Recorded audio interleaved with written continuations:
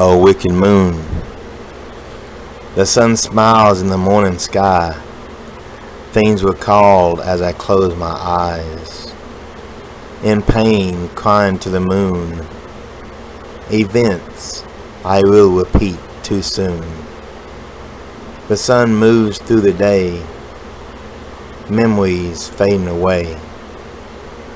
Soon the moon will rise, my humanity will say goodbye. The hunt will then begin, to it I give in, beginning to shudder, but grin. My wolf will be free again.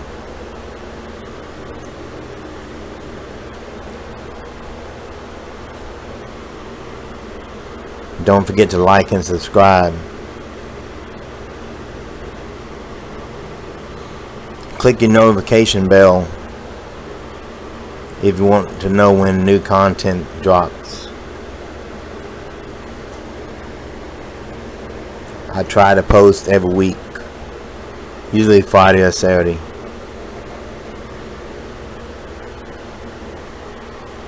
The beast. With new eyes I see a world new to me. New ears to hear the world crystal clear. I run with more speed. Nothing escapes me. Claws to ensnare, teeth to rip and tear. Pray come, I am here, not running away with fear. The night is mine to claim. Werewolf is my name.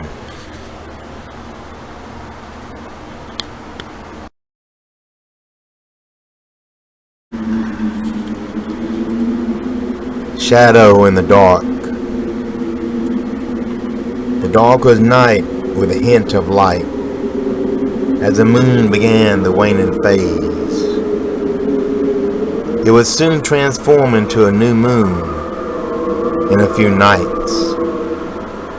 Crickets and frogs played the night's symphony, indicating a beautiful spring was on its way. Such a vast and open land always brought tranquility and peacefulness with it. You can always find that quietness out here in the country. Yet the peace would soon dissolve, along with the promise of a beautiful spring. Horror would grip the small town of Stonewood, Tennessee. It was found in the northern part of the state, surrounded by mountains and hills. Mutilations, slaughtered cattle, and chickens were bad enough to find.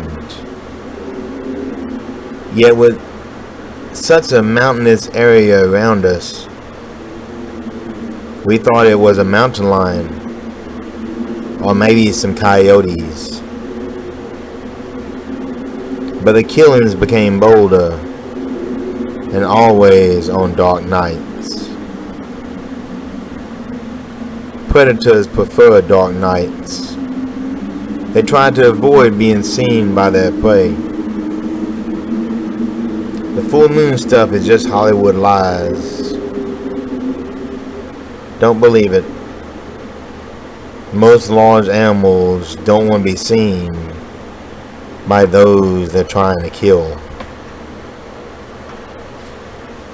When a local farmer turned up missing, we knew this was not a normal predator. Despite the many horror stories you see on TV, most large predators do try to avoid people. The strongest and bravest went to hunt this thing down. They went on the darkest of nights and looked for any animal unknown to this land. Shots echoed in the darkness, along with screams of horror and terror. The next day, only their blood and body parts littered the ground. A ghastly trail was followed. Splattered blood soaked the leaves.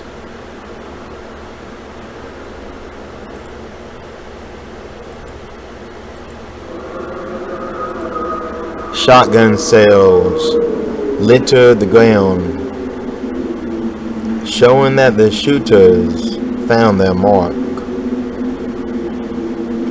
All the chests were ripped apart, exposing missing hearts. But that was the only thing touched, showing this was not a normal predator.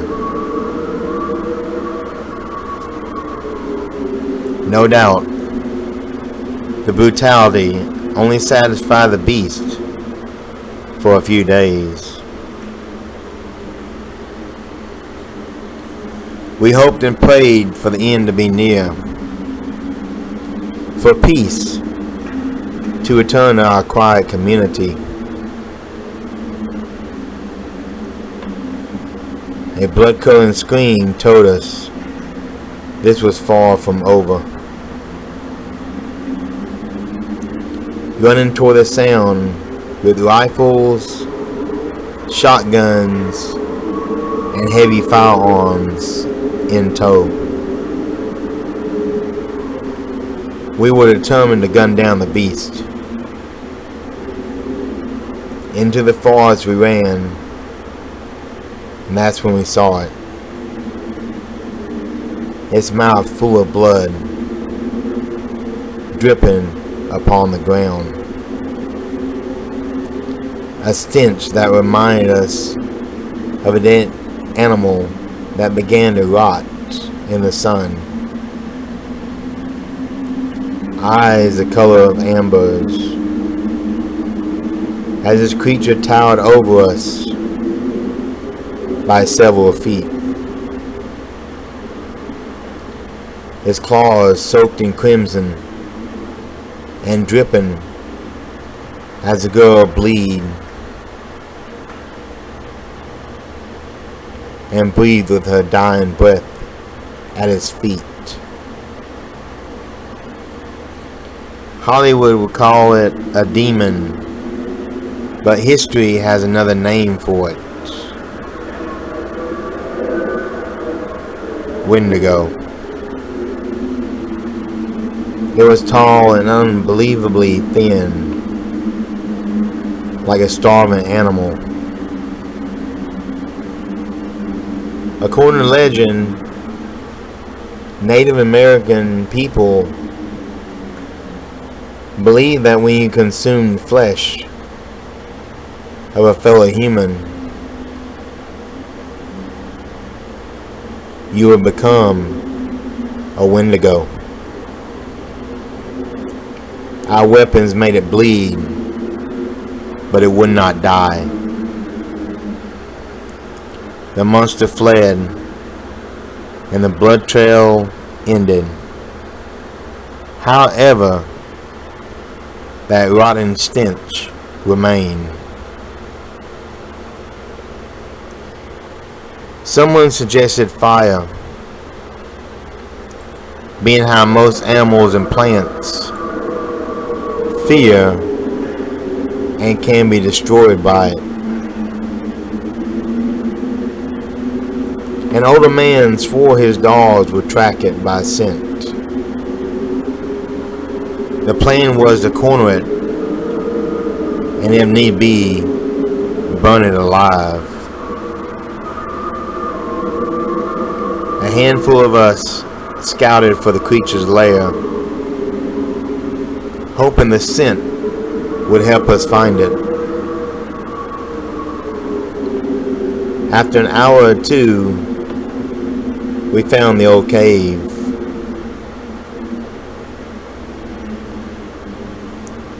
The scent of decay made you gag. The dogs were going crazy, barking and then taking off running into the woods.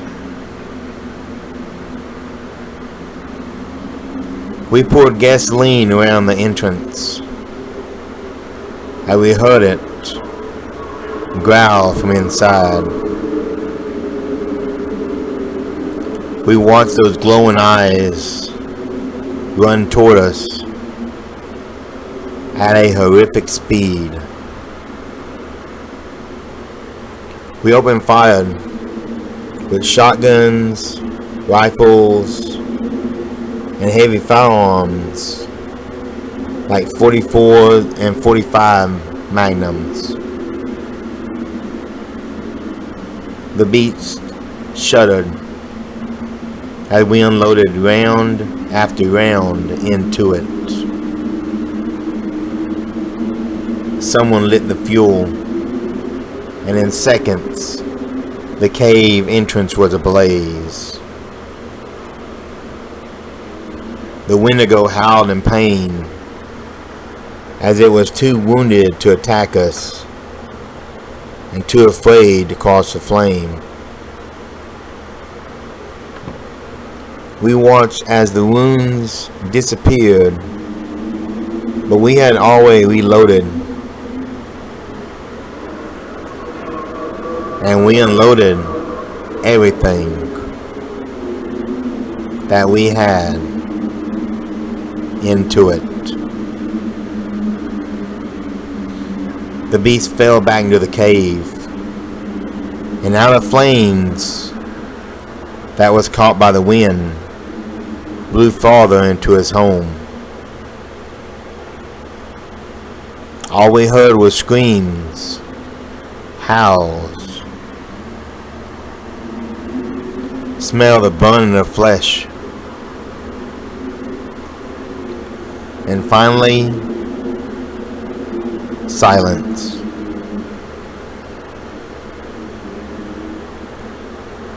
Only the fire blazed. There were no more howls.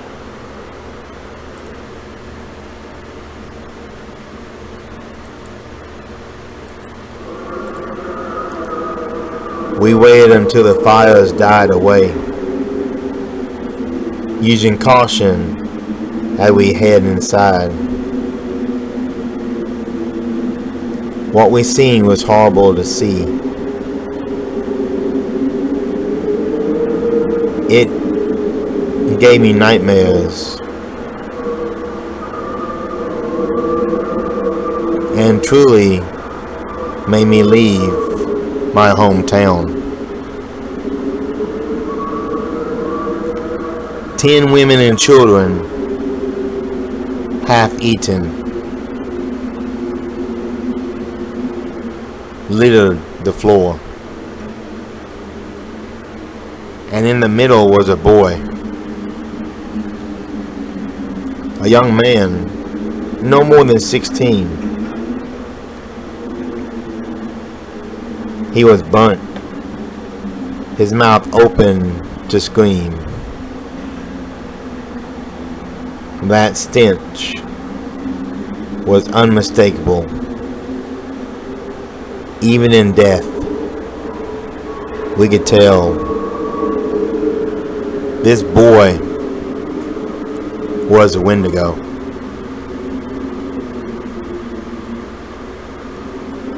I never believed in this before, but having seen this horror firsthand,